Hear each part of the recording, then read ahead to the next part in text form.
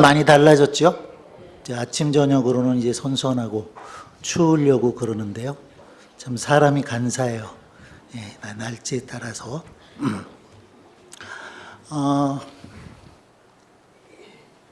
딸만 5이 있는 목사님과 아들만 5을 둔 목사님이 계셨습니다. 두 분 목사님은 친분이 있는 그런 목사님이셨는데, 오래간만에 만나서 이 얘기 저 얘기 하시다가 딸만 5을 둔 목사님이 아들 5 둔 목사님에게 아들 하나 좀 달라고 그렇게 얘기를 했대요. 할 수 있으면 아들을 하나 입양했으면 좋겠다. 딸을 많이 둔 목사님은 그래도 도시에서 목회를 했기 때문에 그렇게 어렵지는 않았는데, 아들만 5 둔 목사님은 또 시골에서 목회를 하느라고 그렇게 경제적으로 여유롭지도 못하고 어려운 가운데 있었습니다. 그래서 두 분이 그런 아들을 하나 입양하면 좋겠다라는 얘기를 해서 목사님이 집에 가서 사모님하고 상의도 하고 또 어느 아들을 줄 것인가 생각해보고 한번 해보자 그러셨답니다. 집에 돌아와 보니까 아들들이 한 방에 다 누워서 자고 있는 거예요. 그래서 목사님이 사모님에게 자초지종을 다 이야기하고 어느 아들을 보내면 좋을까 그렇게 상의를 하기 시작했답니다. 큰 아들을 보니까 장남이죠. 더군다나 장손이에요. 그래서 큰 아들은 안 되겠다. 장손이고 또 장남인데 어떻게 큰 아들을 보내냐 그러면서 큰 아들은 안 된다.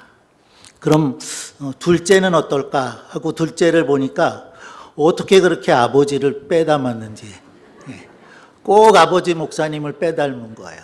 그래서 또 목사님이 얘는 너무 나를 닮아서 보내기가 좀 그렇다. 그래서 이제 3번째로 내려갔습니다. 그럼 셋째 아들은 어떨까 하면서 셋째 아들을 보니까 이 셋째 아들은 공부도 잘해요. 운동도 잘해요. 일이 있으면 못하는 일이 없는 그런 아들이었다는 거죠. 이 아들은 장차 커가면서 가정의 기둥이 될 아들이다 그런 생각이 들었어요. 그래서 셋째 아들도 이거 못 보내겠다. 그럼 넷째를 보낼까 하고 넷째를 봤더니 넷째는 얘가 참 약한 거예요. 애가 마음도 여리고 몸도 건강하지 못해서 괜히 이 아들 보내놓고는 욕만 먹겠다라고 생각이 들어서 그 아들은 또 보내지 않기로 했답니다.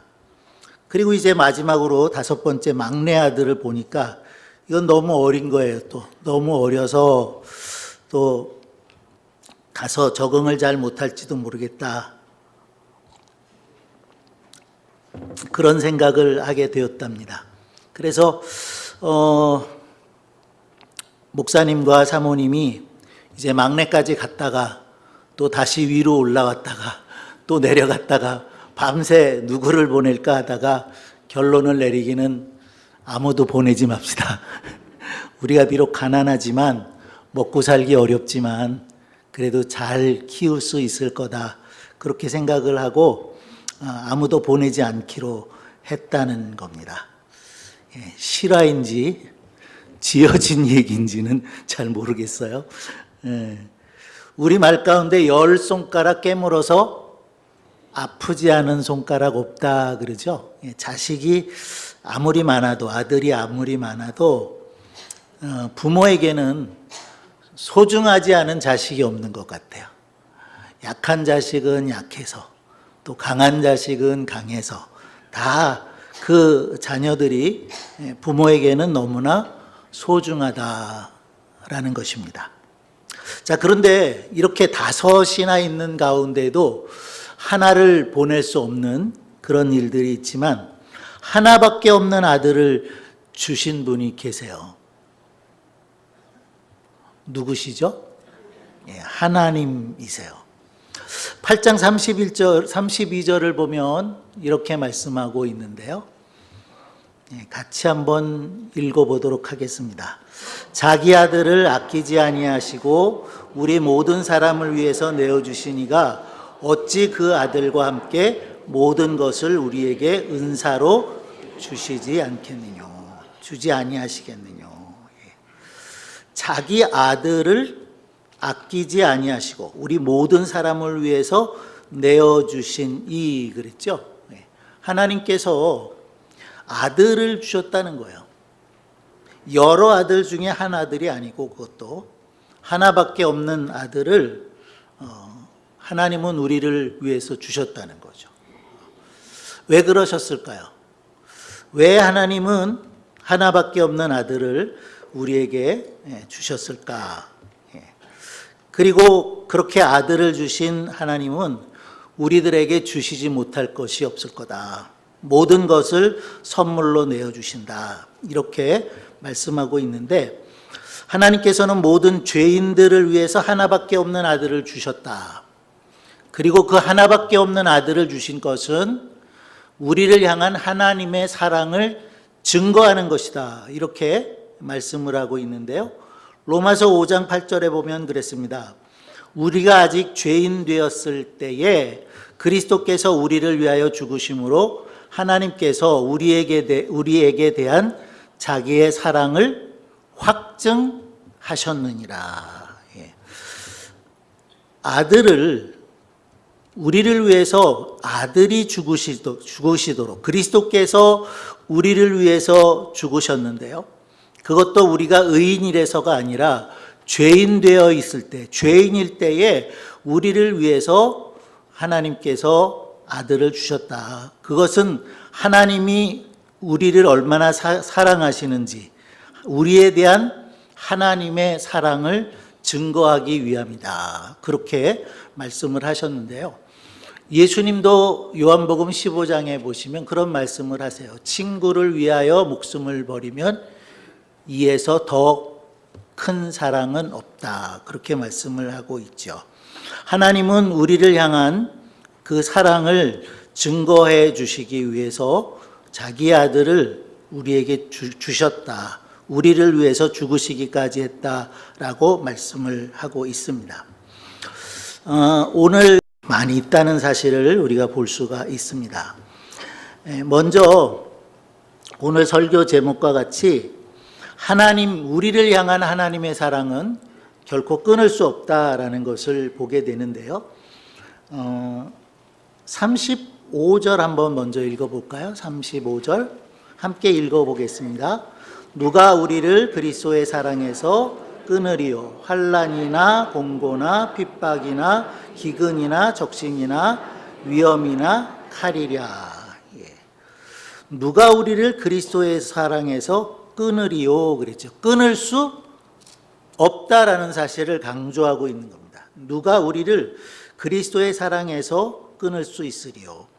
환난이나 곤고나 핍박이나 굶주림이나 혹은 헐벗음이나 위험이나 칼이랴. 죽음의 위협까지도 우리를 향한 그리스도의 사랑에서는 끊을 수 없다라고 말씀을 하고 있습니다. 38절과 39절도 볼까요? 한번 같이 또 읽겠습니다. 시작. 전사들이나 권세자들이나 현재일이나 장래일이나 능력이나 높음이나 기쁨이나 다른 아무 피조물이라도 우리를 우리 주 예수 그리스도 예수 안에 있는 하나님의 사랑에서 끊을 수 없으리라. 아멘. 35절에서는 누가 우리를 그리스도의 사랑에서 끊으리요? 그러셨고요. 38절에서는 우리 주 그리스도 예수 안에 있는 하나님의 사랑에서 끊을 수 없다. 우리가 어떤 형편에 놓여 있든지 간에 혹은 어떤 사정 가운데 있건 그것이 대개는 어려움이죠. 환난이나 공고나 핍박이나 또 굶주림이나 헐벗음이나 칼, 죽음의 위협이 있을지라도 그것들이 그리스도의 사랑에서 끊을 수 없다는 그런 고백입니다. 뿐만 아니라 모든 것, 다른 아무 피조물이라도 라고 했는데 우리를 우리 주 그리스도 예수 안에 있는 하나님의 사랑에서 어떤 피조물도 끊을 수가 없다. 하나님과의 관계는 결코 끊어지지 않는 거다. 그래서 잠언에 보면 조금 다른 말씀이기는 합니다만은 삼겹줄은 끊어지지 않는다. 그런 말씀이 있죠. 주님과 우리는 결코 끊어질 수가 없는 것이고, 그리고 주님이 우리를 의롭다고 여겼기 때문에 어느 누구도 우리를 정죄할 수 없노라 라고 말씀하고 있는 것을 볼 수가 있겠는데요. 로마서 8장 1절을 보면 그렇게 말씀하셨어요. 그러므로 이제 그리스도 예수 안에 있는 자에게는 결코 정죄함이 없도다. 마틴 루터는 이런 얘기를 했습니다. 우리는 죄인인 동시에 의인이다라는 말을 했어요. 왜 우리가 죄인이냐면 하나님 앞에 서게 될 때 우리는 다 죄인이죠.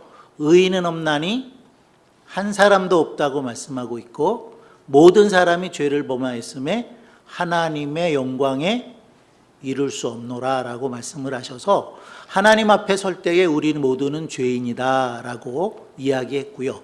또 동시에 의인이라고 하는 것은 우리 스스로가 의로워지는 것이 아니라 하나님께서 예수 그리스도를 통해서 우리를 의롭게 하셨기 때문이다 라고 말씀을 하고 있는 거죠. 오늘 우리가 읽은 말씀 속에도 보면 그렇게 말씀되고 있는 것을 우리가 볼 수가 있는데요. 30절에 그랬죠. 또 미리 정하신 그들을 또한 부르시고 부르신 그들을 또한 의롭다 하시고, 의롭다 하신 것뿐만 아니라 또 어떻게 하셨다고 말합니까? 영화롭게 하신다 그랬어요. 의롭다 하셨어요. 분명히 우리가 믿을 때에 그 믿음으로 우리는 의롭다고 인정을 받는데, 거기에 머무르는 것이 아니라 예수님을 닮아가는 그런 그 아들의 형상을 본받게 하기 위하여 라고 말씀하신 것처럼 우리가 영화롭게 되어서 예수님을 닮아가도록 하기 위함이시다, 이렇게 말씀하고 있는 것을 볼 수가 있습니다. 오늘 우리가 읽은 말씀 중에 우리가 잘 아는 말씀, 그리고 많이 좋아하는 말씀이 하나 있죠. 뭡니까? 몇 절이죠? 28절이에요. 28절 함께 볼까요? 우리가 알거니와 하나님을 사랑하는 자 곧 그 뜻대로 부르심을 입은 자들에게는 모든 것이 합력하여 선을 이루느니라. 아멘. 하나님을 사랑하는 자, 그 뜻대로 부르심을 입은 자들에게는 모든 것이 합력하여 선이 되게 하신다라고 말씀을 하셨어요. 그래서 이 모든 것 안에는 좋은 일만 있는 것이 아니죠. 기쁜 일만 있는 것이 아닙니다. 이 모든 일은 그 안에는 슬픔도 있을 수 있고 절망도 있을 수 있고 실패도 있을 수 있지만, 그러나 하나님은 어떻게 하신다고요? 모든 것이 합력하여 선이 되게 하신다 그러셨어요. 그리고 그 일들을 위해서 우리를 미리 작정하시고 또 택하셔서 의롭게 하셨다라고 말씀을 하고 있는데요. 하나님께서 의롭게 해주셨기 때문에 이제 더 이상 우리를 정죄할 사람이 없다고 말씀하세요.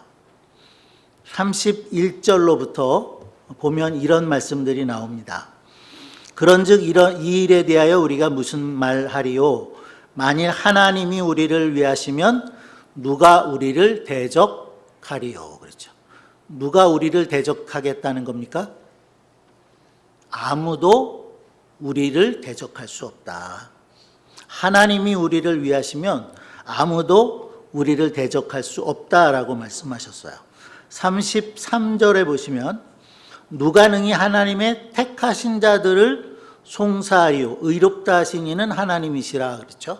하나님께서 의롭다고 인정해 주셨는데 그 의롭다고 인정받은 우리들을 누가 고소하고 고발하고 할 수 있는 그 일이 아니다라고 말씀하시는 거죠.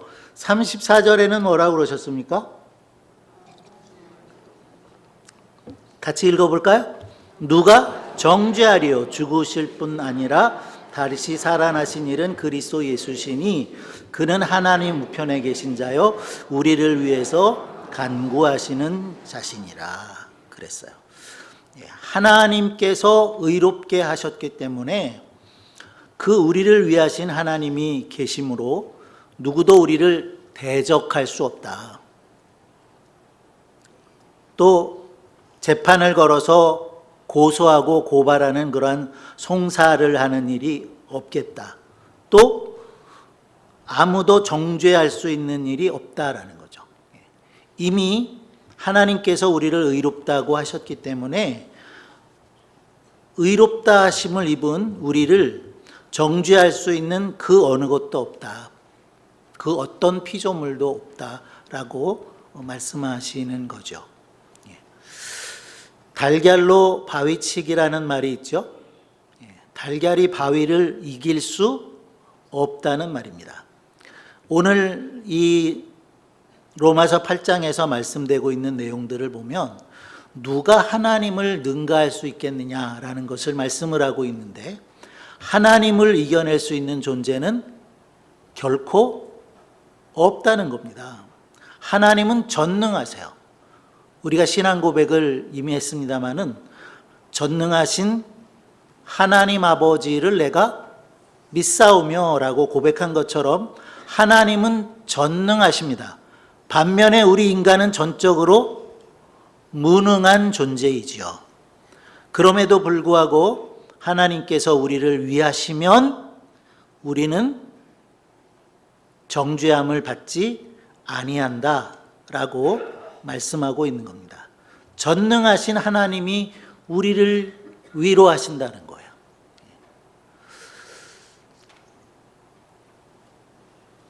누군가 널 위해 기도하네 그런 찬송이 있어요.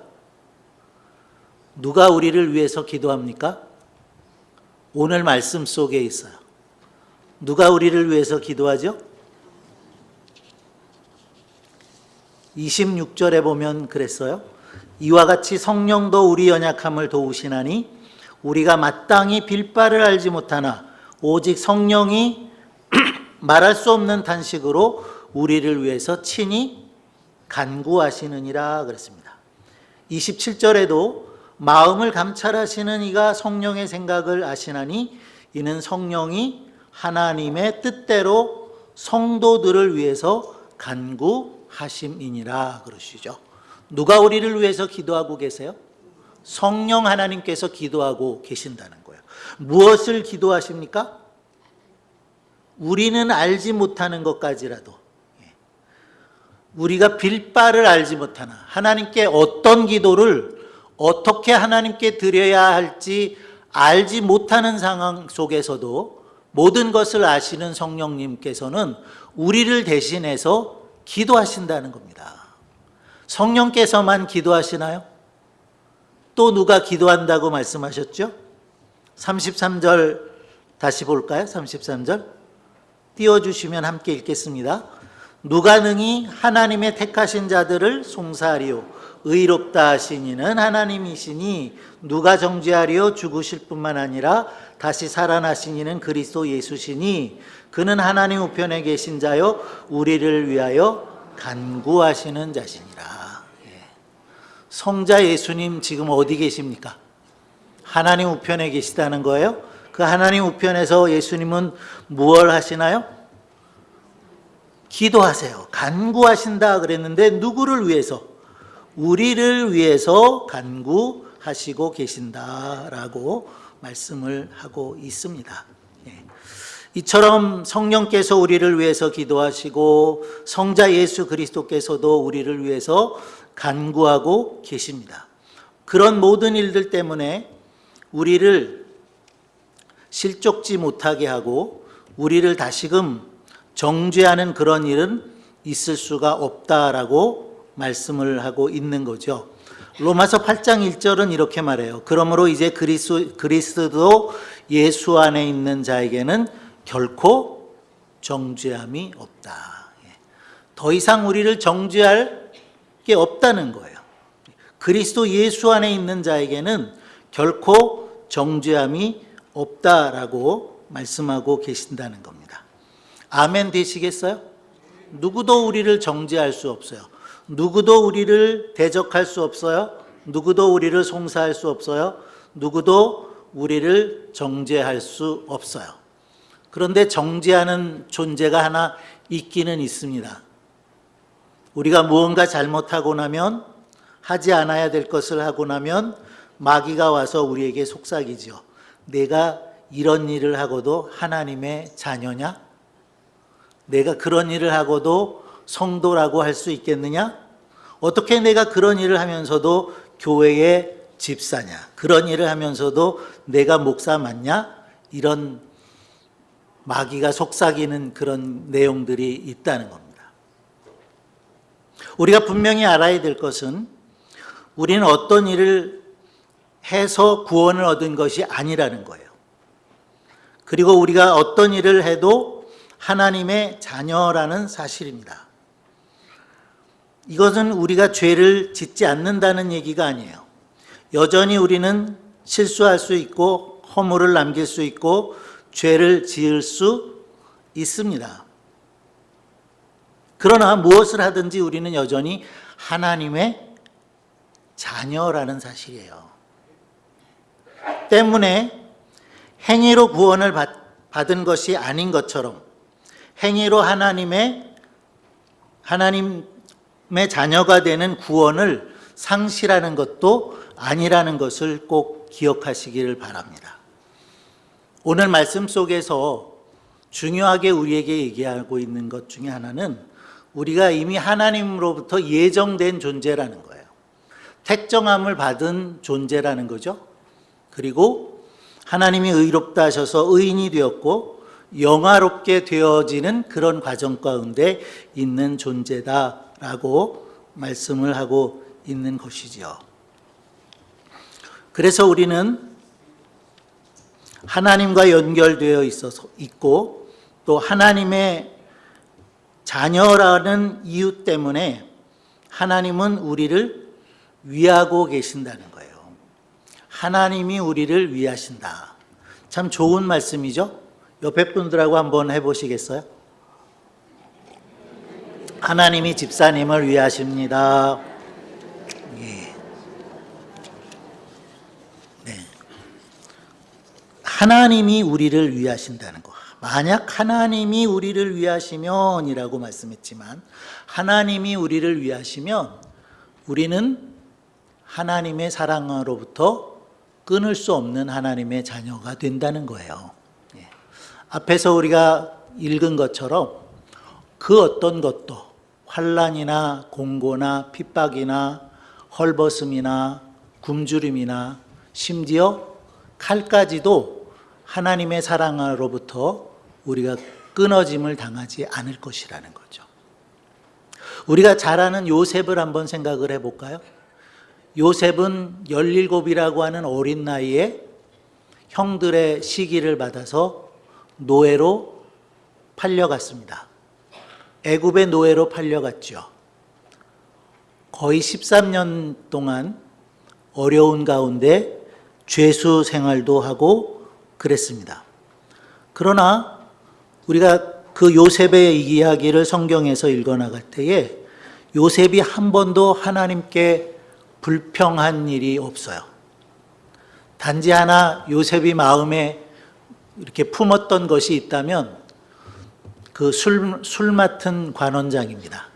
술 맡은 관원장에게 이렇게 감옥에서 나가게 되면 나를 좀 생각해 줘라 했지만 술 맡은 관원장이 깜깜하게 다 잊어버리고 말았죠. 그런 쓰라린 경험들을 요셉이 겪었지만 요셉이 하나님을 원망하지 않습니다. 그리고 성경은 이렇게 말해요. 하나님이 요셉과 함께 하심으로 요셉이 형통하였더라. 노예로 팔렸는데요. 아버지 야곱에게 그렇게 특별한 사랑을 받았던 요셉이었지만 그가 노예가 되었을 때에도 성경은 하나님께서 요셉과 함께 하심으로 요셉이 형통했다라고 말씀했고요. 죄수의 몸이 되어서 감옥에 갇혔을 때에도 똑같은 말씀을 쓰고 있습니다. 하나님이 요셉과 함께 하였으므로 요셉이 형통하였더라. 그렇죠. 어떤 것도, 어떤 환경도, 또 어떤 신분이 되었을지라도 하나님으로부터 떠나지 않았다는 거예요. 하나님을 원망하거나 하나님이 나를 버렸지 이런 내용들이 전혀 없다는 거죠. 요셉뿐만 아니라 우리 모두도 동일하다고 믿습니다. 요셉을 택해서 하나님께서 그를 사용하셨듯이 어느 누구도 하나님이 쓰지 않는 사람이 없어요. 우리 모두도 하나님께서 택정하셨고 부르셔서 하나님의 사람으로 사용한다고 믿습니다. 그렇게 하나님의 일에 쓰임받을 때에 우리가 어려움을 당할 수도 있지만 오늘 우리가 분명히 기억하기를 바라는 것은 결코 하나님의 사랑에서부터 우리는 끊어질 수 없다는 거예요. 그래서 마지막 절에는 이렇게 말씀했죠. 다른 번역으로 좀 제가 읽어드릴게요. 나는 확신합니다. 죽음도 삶도 천사들도 권세자들도 현재일도 장래일도 능력도 높음도 그 밖에 어떤 피조물도 우리를 우리 주 예수 그리스도 안에 있는 하나님의 사랑에서 끊을 수 없습니다. 아멘. 우리가 아무리 어려운 형편에 있든지 혹은 어려운 환경에 있을지라도 하나님은 우리를 결코 떠나시는 일도 없고 우리를 향한 그 사랑이 끊어지는 일이 없다는 사실을 확신하는 우리 모두가 되기를 바랍니다. 기도하겠습니다.